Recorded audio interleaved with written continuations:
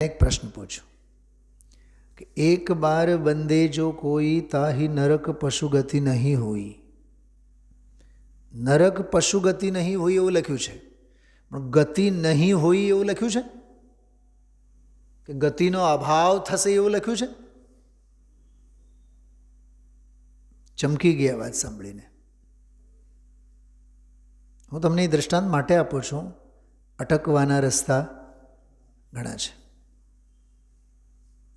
આજે જ સવારે શત્રુંજય પાલિતાના અને શિખરજી શ્વેતાંબરો પાલિતાનાને શત્રુંજયને મોટા કરે, દિગંબરો શિખરજીને મોટા કરે. અને મોટપ તો આત્માનો છે. આત્મા સિવાય કોઈ અધિક નથી. ચૈતન્ય રિદ્ધિ 108મો બોલ આ સવારનો. આપણને ખરેખર સાચી વાત કરું, સ્વભાવ સિવાય દુનિયા જ મોટી લાગે છે. ગુજરાતીમાં એક બહુ વિચિત્ર કહેવત છે, મારે કહેવું ન જોઈએ પણ છતાં મોઢામાં આવી ગયું એટલે બોલું છું. પારકી નાર સોહામણી. સાંભળ્યું છે? અર્થ નથી કરવો મારે.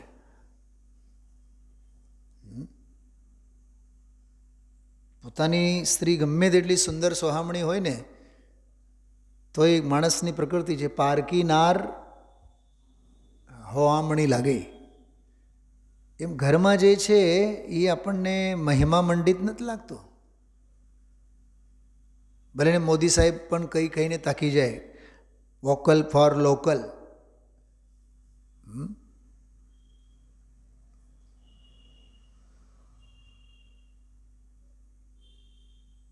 ખ્યાલમાં આવે છે? હા.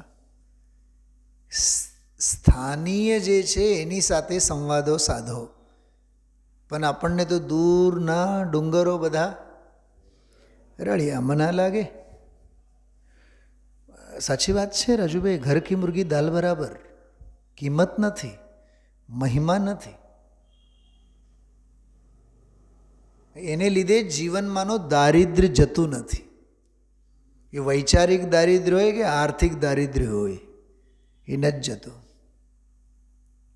એટલે સૌથી પહેલાં તો આપણી માનસિકતાને બદલાવવાની જરૂર છે.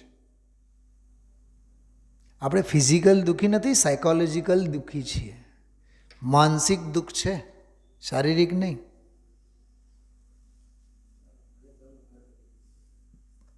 ધર્મનો કોઈ પણ ચિહ્ન એના વડે આત્મા ગ્રહાય એવો નથી. 17મો બોલ એ દ્રવ્યલિંગ બાહ્ય ચિહ્નનો નિષેધ કરે છે. અને પરમાત્મ પ્રકાશની 88મી ગાથા જે ગુરુદેવશ્રીએ ગઈકાલે કીધું હતું, ભાવલિંગ પણ ઉપચારથી આત્માનો છે. પરમ સૂક્ષ્મ શુદ્ધ નિશ્ચય નહીં તો એ પર્યાય છે, એ આત્મા નથી, જ્ઞાયક નથી, જ્ઞાયકનો નથી. ભાવલિંગે લાગુ નહીં પડે, કેમ કે એ પર્યાય ભાવ છે ને. આપણે એને 5 ભાવોમાં ઘટિત કરીએ તો ભાવલિંગ ક્ષયોપશમમાં આવે, ક્ષાયિકમાં આવે, ઉપશમમાં આવે. તો ઉપશમ ભાવ, ક્ષયોપશમ ભાવ અને ક્ષાયિક ભાવ જે સાધકને હોય. જો કે ક્ષયોપશમ તો મિથ્યા દૃષ્ટિને પણ હોય, પણ ક્ષાયિક તો સમ્યક દૃષ્ટિની જ હોય ને. હા, ઉપશમ પણ સમ્યક દૃષ્ટિની જ હોય ને. ઉપશમ સમ્યક તો ને ઉપશમ ચારિત્ર. એટલે જે ભાવલિંગ એટલે શુદ્ધોપયોગરૂપ જે ભાવલિંગ પર્યાય છે, મોક્ષ માર્ગની દશા છે કે ઉપચારથી જીવને છે. જીવનો એ ઉપચારથી કહેવાય, પર્યાય ભાવ છે, માટે એને પરભાવ. અહીંયા કીધું ભાવલિંગી મુનિ હરતા ફરતા પરમેશ્વર. બોલો એને અહીંયા સ્થાપે છે. ભાવલિંગી મુનિ હરતા ફરતા પરમેશ્વર છે. એક તો બોલી જે અંદરમાં આનંદ કંદના ઝૂલા ઝૂલે છે. જો આનંદરૂપી કંદના અંદરમાં ઝૂલા ઝૂલે છે, કેલી કરે છે. ખેલી કરે શિવ માર્ગ મેં, યા ખેલી કરે શિવ માર્ગ મેં, જગ માહી જીને સુર કે લઘુનંદન. જિનેન્દ્ર ભગવંતોના લઘુનંદન સમ્યક દૃષ્ટિ. અહીંયા તો મુનિરાજને મુક્તિ થાય છે. 2 વાત થઈ. જેમના દર્શન પણ અહોભાગ્યથી થાય. જો આ અહોભાવ શું કીધું? અહોભાવ હોય તો મુનિરાજનો મહિમા આવે, અને અહોભાગ્ય હોય તો મુનિરાજના દર્શન થાય.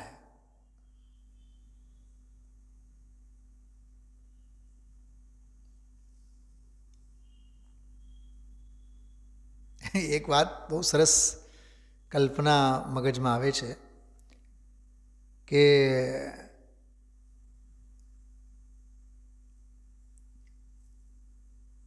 સૂરજ રોજ ઉગે, દી તો રોજ ઉગે ને. સૂર્ય તો રોજ ઉગે ને, સૂરજ તો રોજ ઉગે, પણ સવાર તો એને જ ને જે ઉઠે. શું કીધું? દી તો રોજ ઉગે છે, પણ ઉઠે એને ને જે હોતું જ રહેવામાં માને, હા સુવામાં જ માને, એને માટે દી ઉગે અને નહીં ઉગે બધું ખ્યાલમાં આવ્યું? હા, એમ હોવા માટે તો બધું જ બધાયને હોય, પણ માણે એને માટે હોય ને.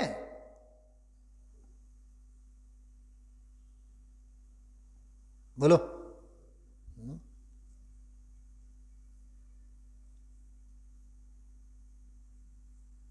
એક વાત કરું, બહુ જોરદાર કલ્પના આવે છે મગજમાં, જો તમને હજમ થતું હોય કે નહીં.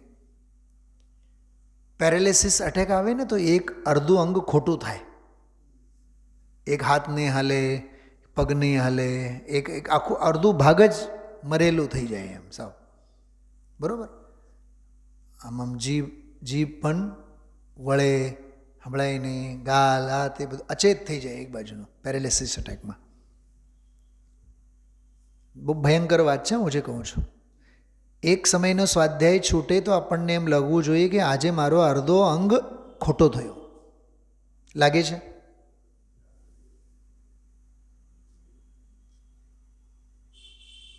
લાગુ પડતો હોય તો વિચારજો. અચ્છા, 2 વખત આપણે જમીએ, એકાદ વખત ન જમવાનું થાય તો કેવું લાગે? નબળાઈ નથી લાગતી? મિસિંગ નથી થતું? બોલો. 2 ટંચનો આપણે રોટલા ખાઈએ ને, એમાં 1 ટંચના રોટલા છૂટી ગયા, જમવાનું રહી ગયું. તે દિવસે કેવું લાગે છે બતાવો મને, એમ પૂછું છું. એવું લાગે ને પેરેલિસિસ અટેક આવ્યું હોય, અડધું અંગ જાણે ખોટું થયું હોય, તો સ્વાધ્યાય છૂટે તો કેવું લાગવું જોઈએ એક દિવસ?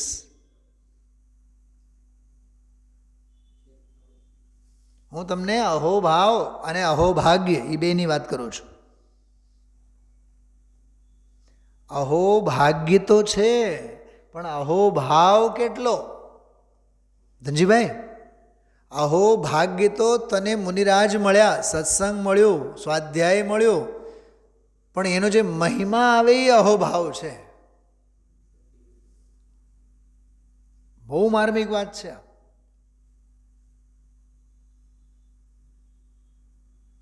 મુઠ્ઠી છે અને મુઠ્ઠીમાં સોનું છે, અહોભાગ્ય છે, પણ એની કદર નથી, કેમ કે અહોભાવ નથી.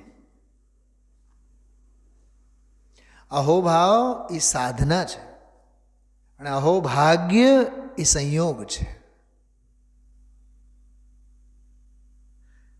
મળવું એ અહોભાગ્ય અને મેળવવું એ અહોભાવ. અપનાવવું એ અહોભાવ છે અને મળતા મળી જાય એ અહોભાગ્ય છે. કાન મળવા અહોભાગ્ય છે અને તત્વ સાંભળવું એ અહોભાગ્ય છે.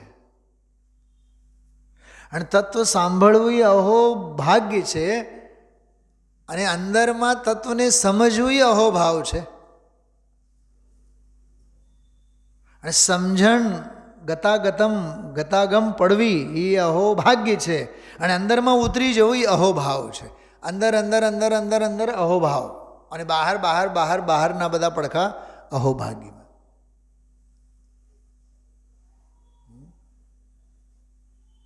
પકડાય છે વાત?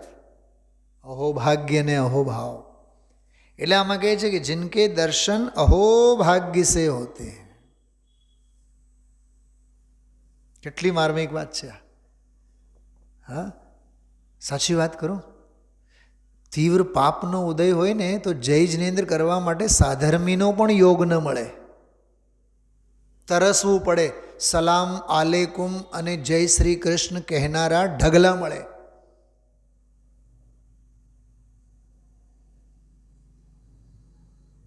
આજે એક અમારા મિત્ર અટેક આવતા આવતા બચી ગયા, તો એને ઘરે મૂકવા ગયા હતા અમે લોકો બપોરે. એને ઘરે જેમ ગયા તો એને તો છોડાવી દીધા. પછી એના શ્રીમતી, જય શ્રી કૃષ્ણ સાહેબ. હું કાંઈ બોલ્યો જ નહીં, કાંઈ બોલ્યો નહીં. તો ઓલો બીમાર પથારીવશ એ કે એ જય જિનેન્દ્રવાળા છે, જય શ્રી કૃષ્ણવાળા નથી. મેં તો સારું, તને આટલી તો બુદ્ધિ સૂજી.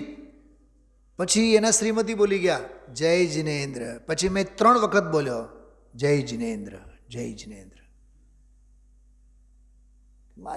મારે no reply is a best reply. શું કીધું?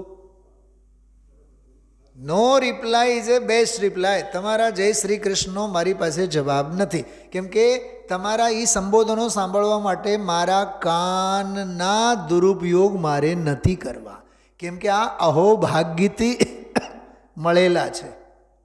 એની પાસેથી અહોભાવનું કામ કઢાવું તો એ મળ્યા કહેવાય.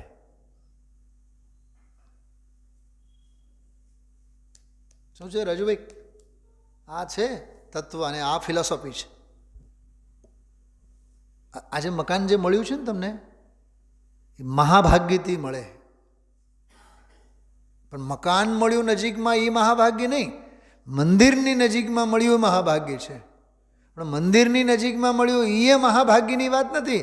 મંદિરમાં આવવું ગમે એ મહાભાગ્યની છે. મંદિરમાં આવું એ મહાભાગ્યની વાત નથી. આવીને આમાં સ્વાધ્યાય વગેરે કરવાના ભાવ થાય એ અહોભાગ્યની જ વાત છે. અને માત્ર સ્વાધ્યાય કરવાના ભાવ થાય એ અહોભાગ્યની વાત નથી. અંદરમાં તત્વ રૂચે છે એ અહોભાગ્યની વાત છે. અંદર અંદર અંદર અંદર માઇક્રો કરતું જવાનું. પાછળના બધા બારણા અહોભાગ્યના અને અંદર અંદર અંદર અંદરના પડખા બધા અહોભાવના. આ અહોભાવ ગ્રંથ મળ્યું એ અહોભાવની વાત નથી, એ અહોભાગ્યની વાત છે.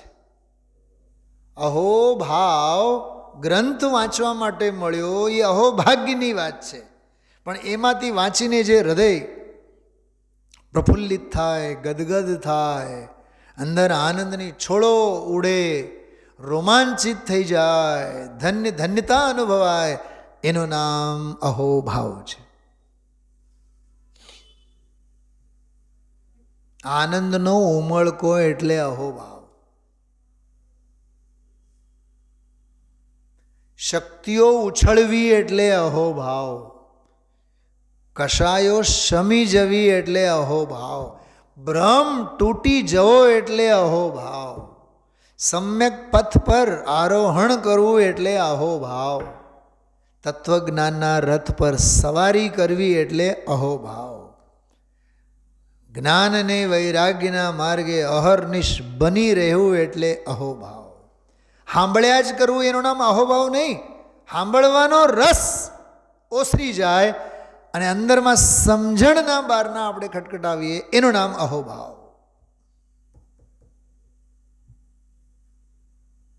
ક્રિયાકાંડો શાંત થાય એનું નામ અહોભાવ. અને નિષ્ક્રિય શુદ્ધ સ્વરૂપની અંદરમાં અવધારણા થવી એનું નામ અહોભાવ. અહોભાવ અંતરંગ વૈભવ છે. અહોભાગ્ય બાહ્ય સંયોગ છે. અહોભાગ્ય અનુકૂળતાનું નામ છે અને અહોભાવ અનાકૂળતાનું નામ છે. અહોભાવ અંતરંગ ઉપલબ્ધિ છે. અહોભાગ્ય બાહ્ય સાધનોનું નામ છે. અહોભાગ્ય એટલે અપૂર્વ અવસર. સાંભળજો, અહોભાગ્ય એટલે અપૂર્વ અવસર અને અહોભાવ એટલે આત્મસિદ્ધિ. કયા 2 પુસ્તકોનું નામ લીધા આપણે? હા, અહોભાગ્ય એટલે અપૂર્વ અવસર, અને અહોભાવ એટલે આત્મસિદ્ધિ. એમ વિચારો. વિરામ લેશું આપણે. ઓમ નમઃ સિદ્ધેભ્ય.